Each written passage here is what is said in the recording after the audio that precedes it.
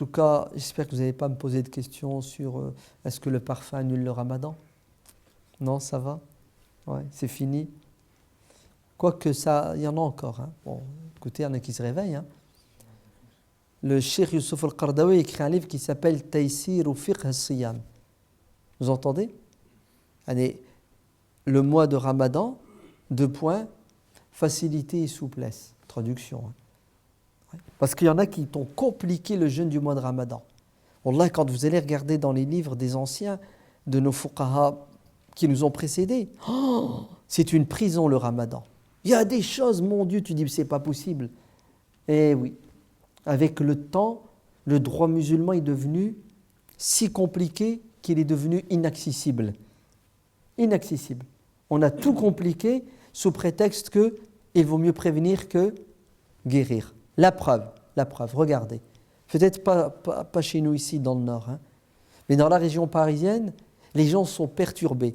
À cause, à nouveau, de ces gens qui sont contre l'UIF. Il y a 30 ans déjà, Cheikh Faisal Maulawi et d'autres savants se sont posés et ont réfléchi sur la question des horaires de prière. Et on sait tous qu'il y a un gros problème dans le nord de la France. À partir de Paris vers le nord de l'Europe, il y a un problème de définition, de détermination des horaires de prière. Et le conseil en Arabie Saoudite du droit ou je ne sais plus quoi musulman, vous savez ce qu'il a dit? Il a dit, dans le nord de l'Europe, il n'y a pas d'heure de Aïcha. Et l'Aïcha n'existe pas. Si on veut déterminer l'heure de l'Aïcha selon les textes, une première lecture du texte, et l'Aïcha n'existe pas ici chez nous. Alors, ils ont pensé et réfléchi. Comment faire un calendrier musulman qui est accessible, hein, qu'on peut pratiquer. Et d'ailleurs, quand vous prenez le calendrier de l'UEF, ils expliquent dedans comment ils ont défini les horaires de prière. Bref, ils se sont basés sur ce qu'on appelle le calcul du 12 degrés. Ça donne le calendrier que vous avez tous, d'accord, de l'UEF. Aujourd'hui, il y en a qui se sont réveillés et qui disent ce calendrier n'est pas bon. El-Fajr, dans le calendrier, il a 3h40, c'est nous ici dans le Nord, à Paris, je ne sais plus à quelle heure. Bref, ce n'est pas le bon horaire. Ainsi, regardez ce qu'ils font. Ils disent aux gens, vous arrêtez de manger à 3h40, mais vous priez à 4h10. Allez, à 3h40, c'est le Fajr sans prière. À 4h10, c'est le Fajr sans manger. Vous avez compris?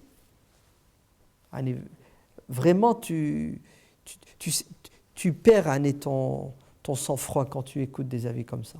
Avec 3h40, il faut arrêter de manger. Si tu manges après 3h40, tu es mort.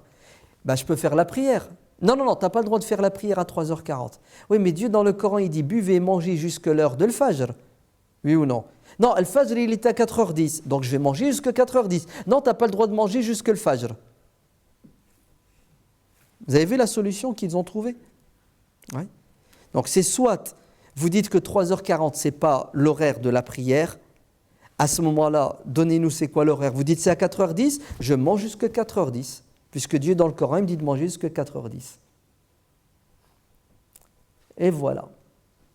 Quand on ne laisse pas les savants faire leur travail, ou quand les savants font leur travail et on passe derrière eux, et on ramène des avis, écoutez bien ce que je vais vous dire.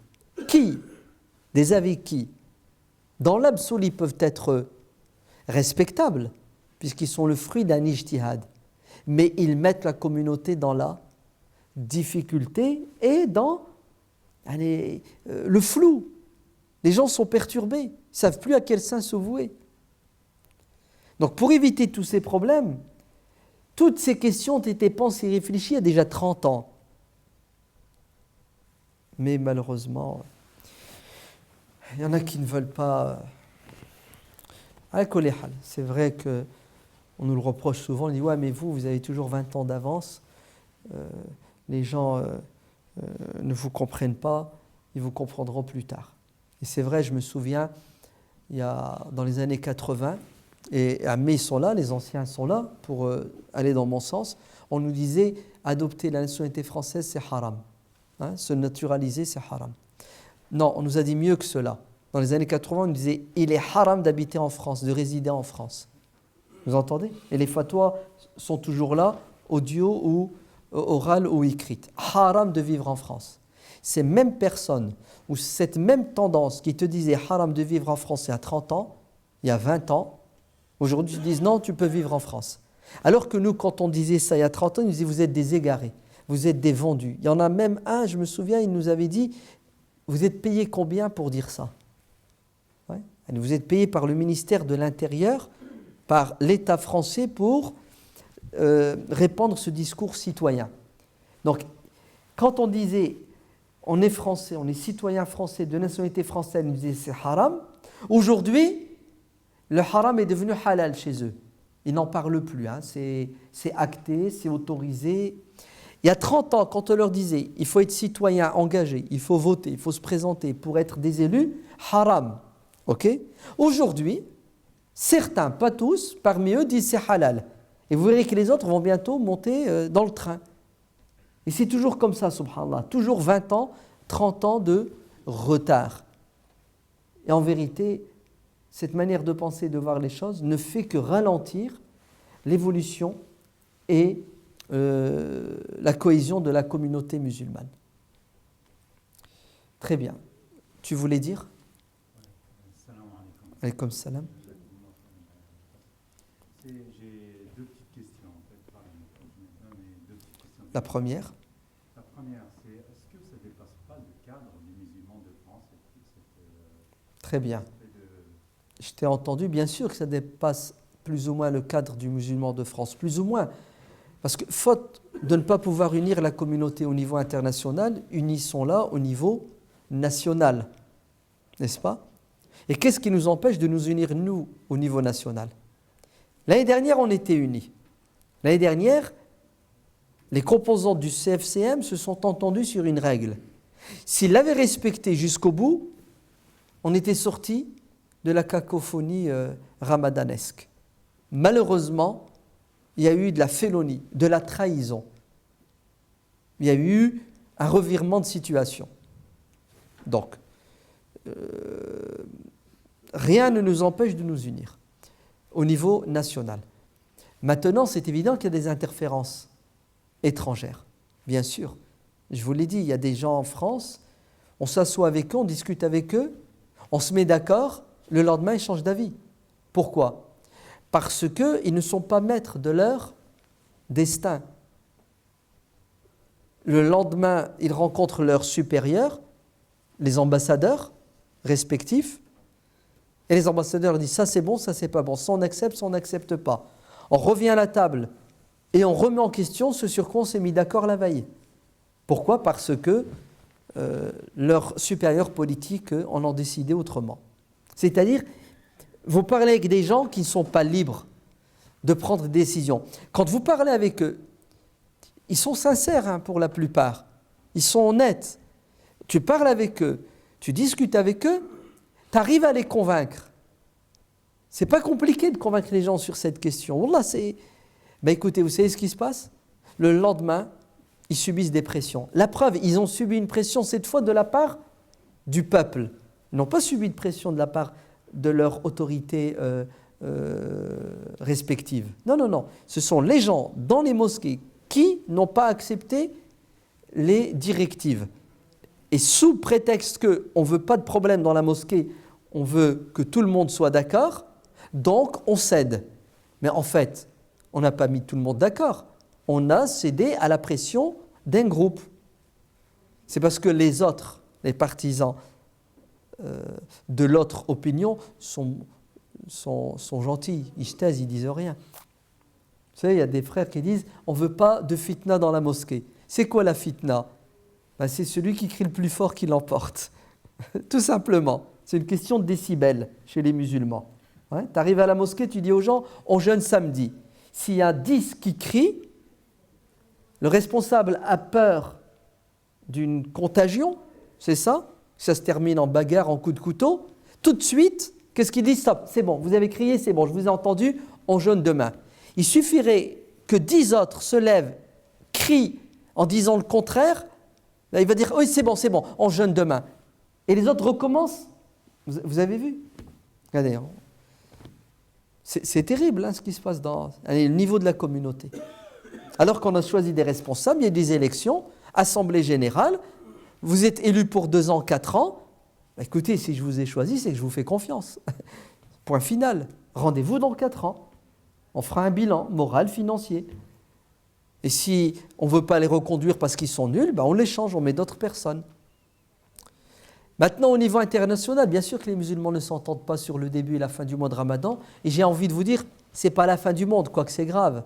Ouais, on pourrait très bien s'entendre si on le voulait. Mais au moins, chaque pays musulman jeûne de manière homogène. Ouais. Allez, l'Algérie décide que le Ramadan, admettons, c'est samedi. Le Maroc va dire dimanche, hein, c'est automatique, ouais, bien qu'ils sont voisins.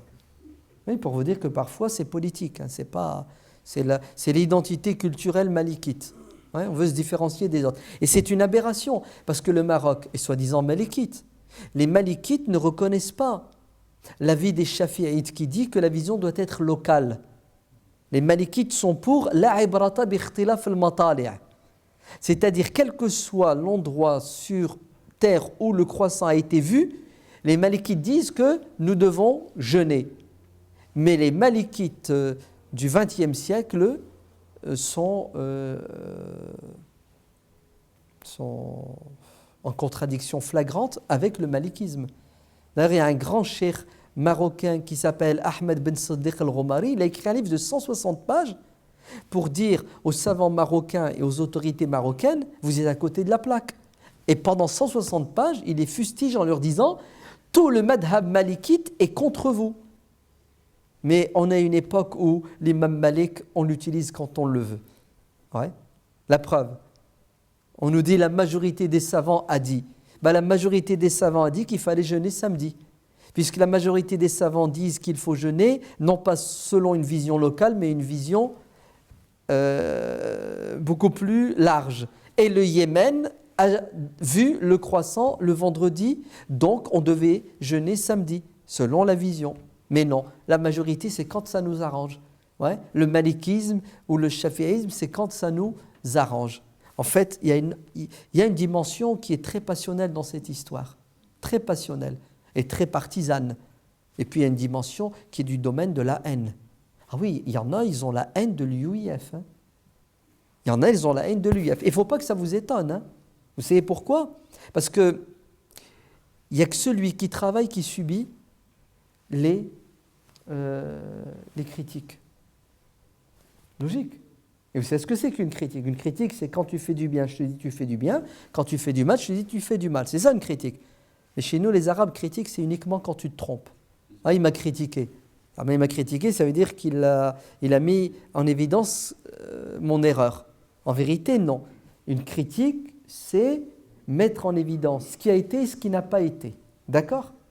Donc, on ne peut pas critiquer quelqu'un qui ne fait rien. Il ne fait rien. Je ne vais pas lui dire c'est bien ce que tu as fait ou c'est pas bien ce que tu as fait, il ne fait rien. Donc, puisque l'UEF est critiqué, c'est bien la preuve que l'UEF fait des choses. Maintenant, l'UEF se trompe. Mais oui, c'est une évidence. Mais l'UEF fait aussi des bonnes choses. Non. On est dans un esprit partisan où l'UEF c'est le diable, l'UEF n'a jamais fait de bien, n'a jamais rien fait, ne pourra jamais rien faire. Ce qui est une injustice fondamentale. Vous êtes bien d'accord? C'est de l'aveuglement. Ouais. Et le pire, c'est même pas ça. C'est, admettons que, d'après toi, l'UEF s'est trompé sur tous les terrains, sur tous les plans. L'UEF est quand même récompensé par Dieu. Parce que celui qui fait un effort et qui se trompe, il est récompensé. D'accord? Par contre, celui qui voit la communauté dans un état pitoyable et lamentable et qui ne fait rien, celui-là sera puni par Dieu parce que c'est non-assistance à la communauté en danger. Mais c'est ça notre destin, subhanallah. Ceux qui ne font rien passent leur temps à parler de ceux qui font bien. Vous entendez? Ceux qui ne font rien passent leur temps à parler de ceux qui font bien.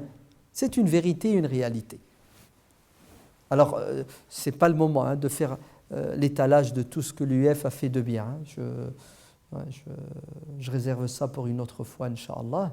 Mais en tout cas, sachez que l'UF a beaucoup plus de hasanat que de sayyat, beaucoup plus de bonnes actions que de mauvaises actions. Ça ne veut pas dire que les autres n'ont pas de bonnes actions, hein, mais bon, que les autres se fassent leur propre avocat. Mais oui, par honnêteté intellectuelle, la mosquée de Paris fait des bonnes choses. Le rassemblement des Marocains de France, des musulmans de France, fait des bonnes choses. Tous les groupes, tous les mouvements, toutes les tendances, toutes les associations font des bonnes choses, puisqu'ils sont musulmans et ils veulent le bien de l'islam. Donc, on n'a pas de problème, nous, avec les autres. La preuve, regardez, on s'assoit avec tout le monde et on discute avec tout le monde et on est prêt à trouver un terrain d'entente avec tout le monde sur le minimum, pour l'intérêt. Wallah, écoutez bien ce que je vais vous dire. Je jure par Dieu que si l'année dernière, le CFCM, avec toutes ses composantes, avait opté pour la vision uniquement sans tenir compte des deux règles que je vous ai dit, le calcul astrophysique pour déterminer et définir la naissance du croissant et la possibilité de sa visibilité, si il y avait eu un accord qui avait été signé sur la base de l'observation unique et suivre le premier pays musulman, on suivrait sans problème. Aucun problème. Pour l'intérêt général, on suit, nous. On suit. C'est évident. Nous, ce qu'on veut, c'est la cohésion et l'unité de la communauté. La deuxième ? La deuxième, c'était à propos du jour de Arafat. Qu'est-ce qu'on fait ici si on suit le calcul? Le jour de Arafat ne dépend pas de nous, il dépend des autorités politiques saoudiennes. Donc tu ne peux rien faire. Comme c'est une question juridique, c'est tout simplement qui veulent jeûner. Non, tu jeûneras par rapport à Arafat, le Arafat officiel. Ouais. En sachant que le Maroc a toujours jeûné en décalage. Ouais. Je me souviens, le Maroc, même à la télévision marocaine, il mettait toujours en différé le jour de Arafat. En différé. Ouais. Ce qui est une aberration. Ouais. Mais bon, que voulez-vous? C'est le résultat. Hein. Ce problème ne date pas d'aujourd'hui. Ce problème remonte au premier temps de l'islam. Mais avant, il n'y avait pas d'iPhone, il n'y avait pas de parabole. Donc les gens n'étaient pas forcément au courant qu'à 100 km, on jeûnait un autre jour. Vous entendez? Le problème ne se posait pas. C'est pour ça que ça n'a jamais fait couler autant d'encre. Mais aujourd'hui, avec la planète qui est devenue un petit village, d'accord? Et la circulation à la vitesse de la lumière de l'information, si on ne se met pas d'accord sur une règle pour éviter la cacophonie, pour éviter le désordre, c'est catastrophique. On n'a tout à gagner que de nous entendre sur une règle. Et regardez ce que je vais vous dire, quelle que soit la règle. Vous êtes prêts? Anna, celui qui vous parle, moi je suis pour le calcul astrophysique, point à la ligne, pas besoin d'observer. Le croissant est né, on passe à autre chose. Vous entendez, hein? Mais si demain, les musulmans de France, à travers leurs institutions, s'entendent sur une règle, quelle que soit la règle, même l'observation locale, vous entendez, hein? Je suis, parce que ce qui m'intéresse, moi, c'est le résultat final. Mais ils ne le feront pas. Ils ne le feront pas. Oui, c'était quoi l'autre remarque, question? Oui.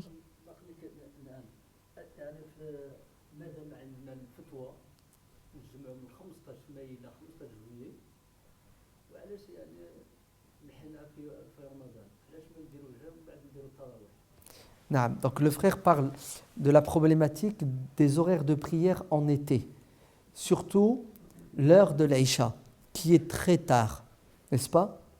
Donc, certaines mosquées ont opté pour le regroupement des prières. On fait le Maghrib avec l'Aïcha. On fait le Maghrib à 22h, suivi de l'Aïcha, comme ça on peut avoir une nuit un peu plus longue. Alors, bien entendu, quand vous faites le Maghrib avec l'Aïcha, vous essayez de repousser le Fajr aussi. Le Fajr, au lieu de le faire à 3h30, vous le faites à 4h30. Vous le faites un quart d'heure, 20 minutes avant le lever du soleil. Comme ça, la nuit est plus longue. Vous le savez, ça. Hein? Le Fajr commence à 3h30 et le Shuruq est à 5h40. Donc, qu'est-ce que nous avons? Nous avons la possibilité de prier selon le madhab de l'imam Abu Hanifa qui est al-isfar, c'est-à-dire retarder l'heure de Subh au plus tard, juste avant le Shuruq. Comme ça, on a 7h30, 8 heures 7 heures de sommeil. Mais la problématique, on la retrouve pendant le ramadan, puisque le Maghreb est à 22h et quelques, 22h maintenant, et l'Aïcha, donc il est à minuit, on fait les tarawih, on sort de la mosquée à 1h du matin. C'est une catastrophe au niveau santé. Ouais. Celui qui bosse, celui qui travaille, il ne tient pas. Même celui qui ne bosse pas, qui ne travaille pas, il ne tient pas. Parce que la nuit est faite pour dormir. Ouais. Il n'y en a qu'un qui peut résister, celui qui dort toute la journée. Ouais. Levez la main. Celui qui dort de 6h du matin, de 5h30 du matin jusqu'à 5h30, 17h30 de l'après-midi. Il doit en avoir. Hein. Okay. Mais quelqu'un qui est normalement constitué, qui a une femme, qui a des enfants, surtout quand il y a des bébés, okay, qui se réveille tôt le matin, et lui-même il doit se réveiller tôt. C'est quoi cette religion, subhanallah, qui nous enseigne à ne pas respecter c'est quoi cette religion? C'est quoi cette compréhension de la religion et pratique de la religion qui nous enseigne à ne pas respecter l'ordre cosmique? Ouais. Allah yahdikum, c'est une catastrophe. Ouais. Un minimum de pitié pour notre corps, pour notre santé physique, et ça a des impacts sur notre psychique. Suivez-moi. Donc, il y a un problème.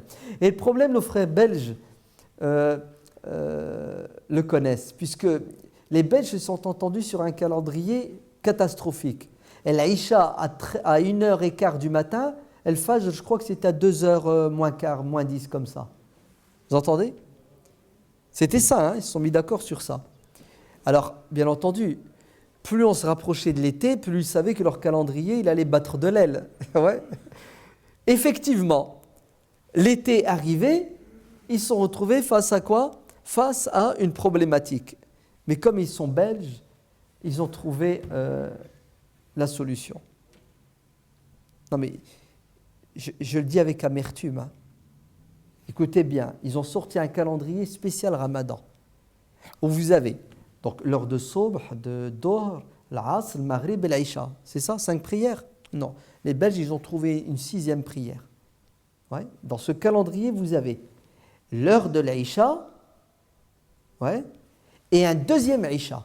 Ils l'ont appelé Al-Aïcha An-Nisbi. Le Aïcha relatif. Donc, vous avez un Aïcha réel, véridique, et un Aïcha relatif. Donc, un Aïcha relatif, je vais vous le traduire en français, hein, c'est-à-dire un faux Aïcha. D'accord? Un faux Aïcha. Un Aïcha qui est faux. Mais on n'a pas le choix, on est obligé de l'inventer. C'est-à-dire l'Aïcha à 11h30.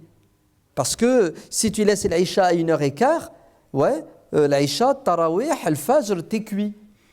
Donc, la réalité, ouais, le pragmatisme les a poussés à quoi? À revenir à des horaires de prière plus respectables, ouais, des conditions physiques et humaines.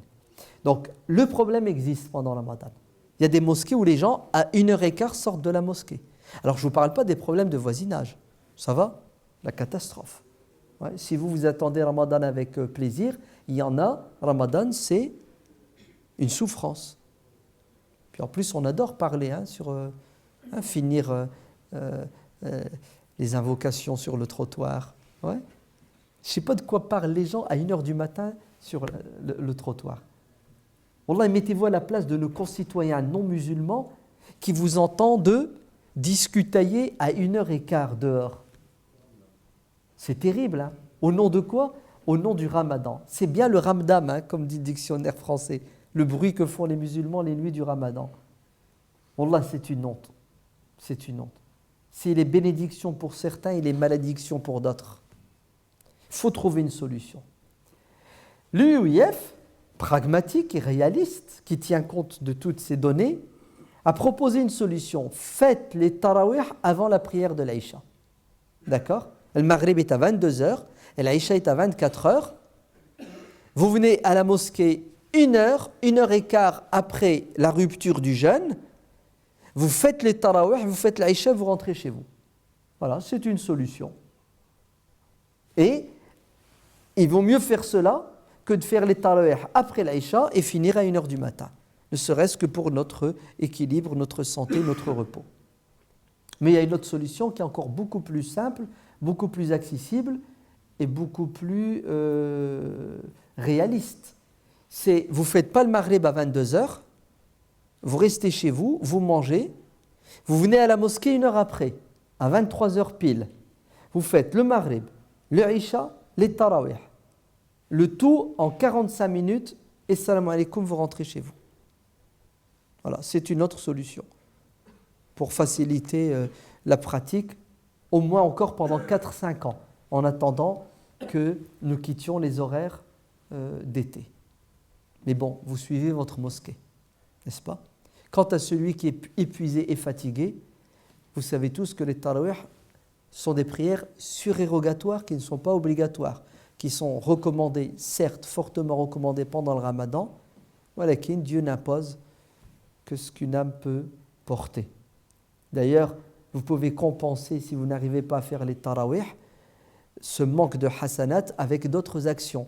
Et s'il y a une bonne action à faire pendant le ramadan, c'est de nourrir un jeûneur, n'est-ce pas? Donc, invitez des gens chez vous. Ouais, si vous invitez 5 personnes ce soir, ça vous fait 5 jeûnes en plus sur votre compte. Bon, c'est galère quand même, faire la cuisine pendant 3 heures, ouais, surtout pour nos femmes, pour 5 invités en plus. Ben, il y a mieux. Vous savez ce que vous faites? Ben, l'argent que vous allez mettre dans les 5 repas, vous l'investissez à l'étranger. Vous allez voir le secours islamique, vous donnez 5 fois 10 euros, 50 euros, et vous aurez, c'est pas 5 ramadans en plus, 5 jeûnes de ramadan en plus, c'est 50. Puisqu'en Éthiopie, avec 50 euros, vous nourrissez 50 personnes. D'accord? Donc faites des dons pendant le ramadan avec l'intention et l'objectif de nourrir des gens dans les camps de réfugiés en Syrie, qui se trouvent en Turquie, ouais, dans ces pays musulmans. Et vous savez qu'il y a aujourd'hui 50 millions de réfugiés sur Terre, 50 millions de réfugiés. Et 80% des 50 millions de réfugiés sont musulmans.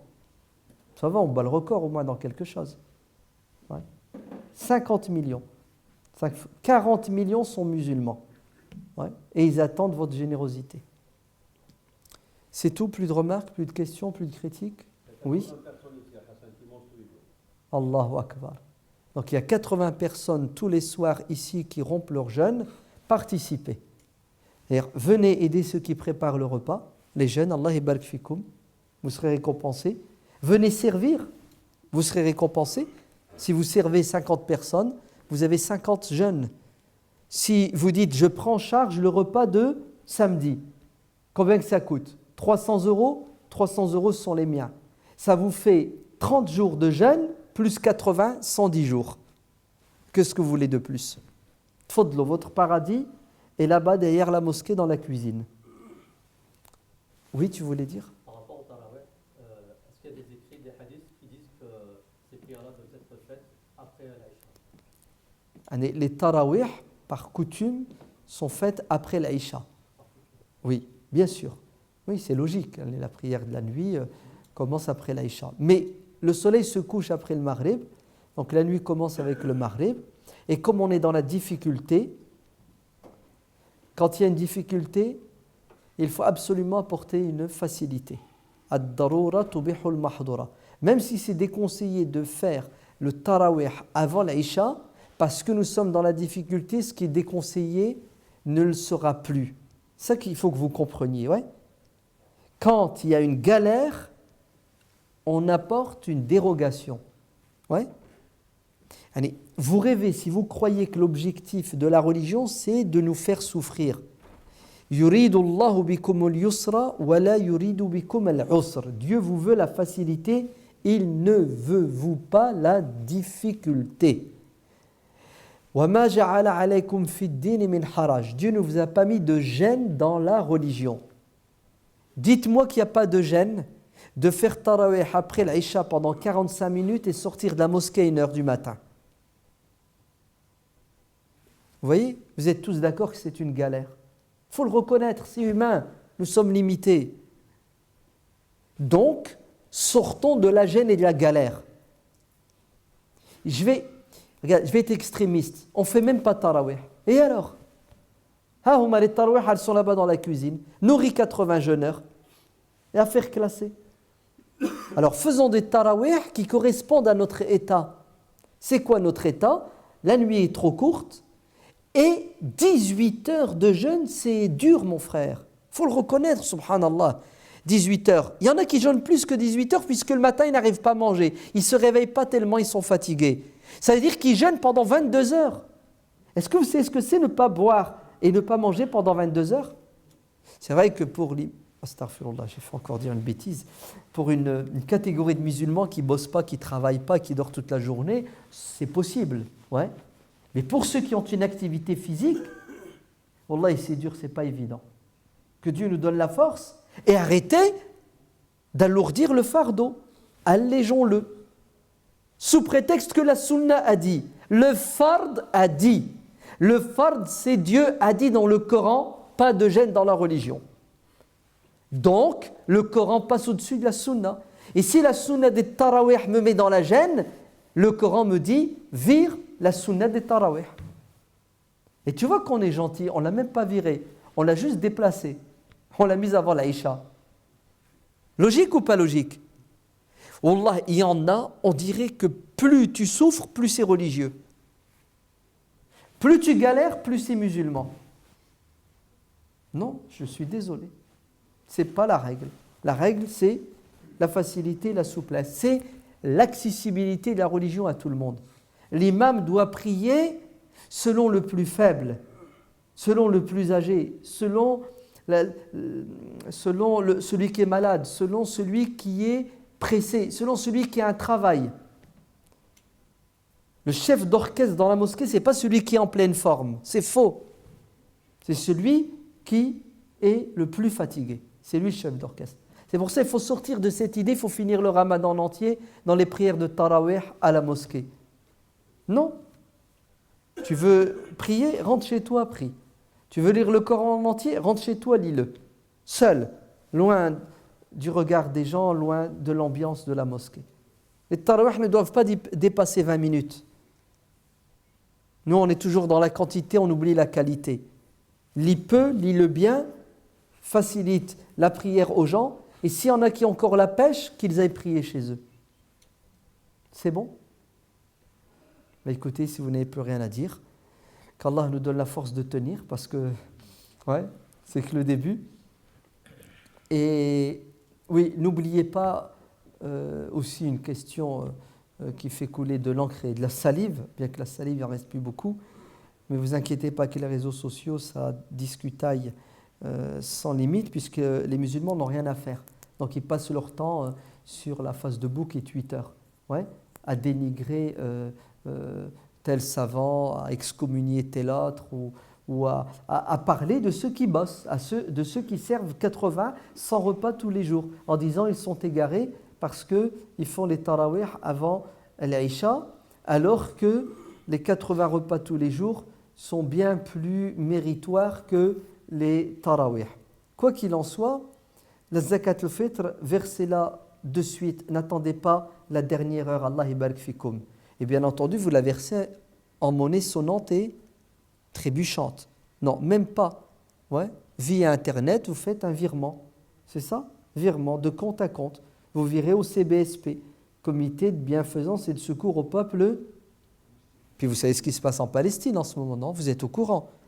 Vous avez vu comment nos pauvres frères palestiniens vont encore passer un ramadan, ouais, sous les bombes, les massacres, les tortures. Ils ont besoin de notre aide. Le monde entier se coalise contre eux. Est-ce que vous entendez? Le monde entier est uni pour éliminer le peuple palestinien et tuer la cause palestinienne. Allah barik fikoum, la Palestine est au centre de notre préoccupation. C'est le 3e lieu saint de l'islam. D'ailleurs, un petit clin d'œil à ceux qui passent leur temps à parler du début, de la fin du ramadan, la sunna, le voir, ne pas le voir.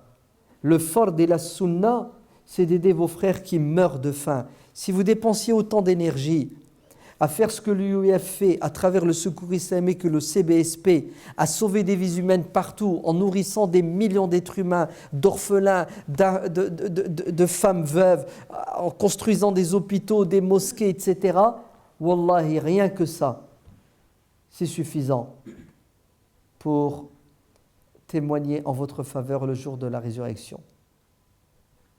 Et bien sûr, qui c'est qui fait ça? C'est l'UEF. Et maintenant, de plus en plus d'associations humanitaires jeunes qui voient le jour, qui vont dans le même sens, que Dieu les bénisse et leur donne la force de tenir bon et de continuer. Virez votre zakat al-fitr dès à présent, c'est autorisé pour une gestion plus rationnelle et logique de votre zakat en argent et non pas en nature comme certains le prétendent. Toujours la question de, le prophète a dit, qu'est-ce que le prophète veut dire? Le prophète a dit donner de l'orge, du blé, mais pourquoi il a dit ça? Pour nourrir l'affamé. Aujourd'hui, la meilleure façon de nourrir l'affamé, c'est de virer de l'argent au secours islamique qui, dans les pays où il y a des réfugiés, des gens qui meurent de faim, achètera la nourriture adaptée à ces gens-là pour qu'ils n'aient pas faim le jour de l'Aïd. C'est ça que le prophète veut dire, oui ou non? Donc sortez du littéralisme aberrant pour une compréhension et une pratique intelligente, réaliste et pragmatique de la religion à la lumière du bon sens et des objectifs nobles de cet islam. Wallahu alam walhamdulillahi rabbil alamin. Subhana rabbika rabbil izzati amma yasifun wa salamun ala al-mursalin walhamdulillahi rabbil alamin. Vous retrouverez cette conférence et d'autres sur le site. Vous tapez hassanikifsen.fr. Dans quelques jours, elle y sera. Et d'ailleurs, il y en a aussi d'autres qui vont dans le même sens et d'autres sens. Gardez votre esprit critique. Wassalamu alaikum.